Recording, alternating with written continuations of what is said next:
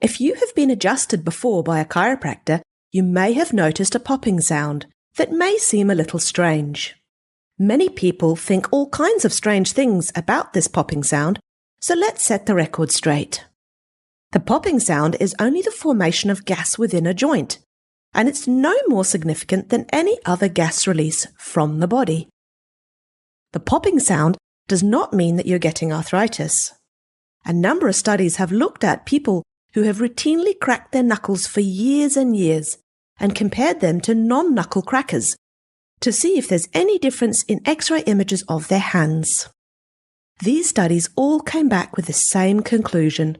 Habitual knuckle cracking over the course of several decades is not associated with clinical or radiographic evidence of osteoarthritis.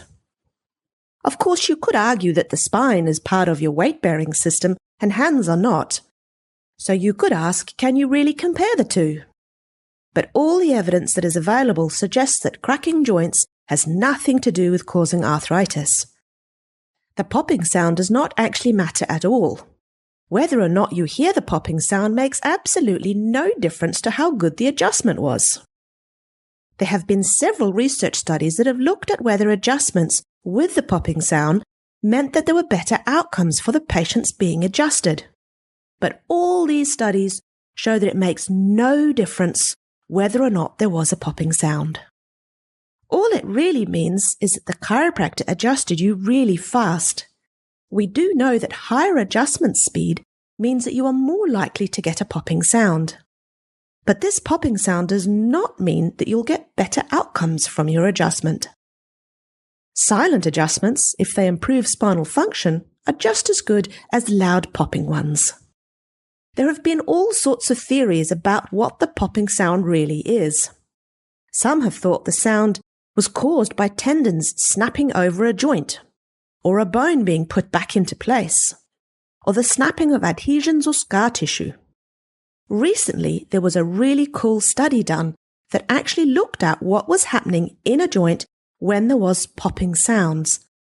The researchers of this study used video magnetic resonance imaging to study what happened in a person's finger joint when they pulled his finger until his knuckle made the popping sound.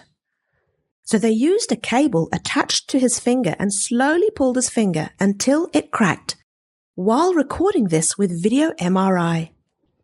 They also measured the space between the joint surfaces before and after the crack using automatic computer software.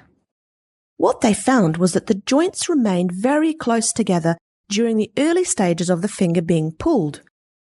And then when the force of the pull was strong enough, the joint would very quickly separate and a bubble would form. And this was when the popping sound was heard. This means that the popping sound you hear when a chiropractor adjusts you is simply a change in state between liquid and gas within a joint. There is a really cool name for this too. It's called tribonucleation. Try that one after a few drinks.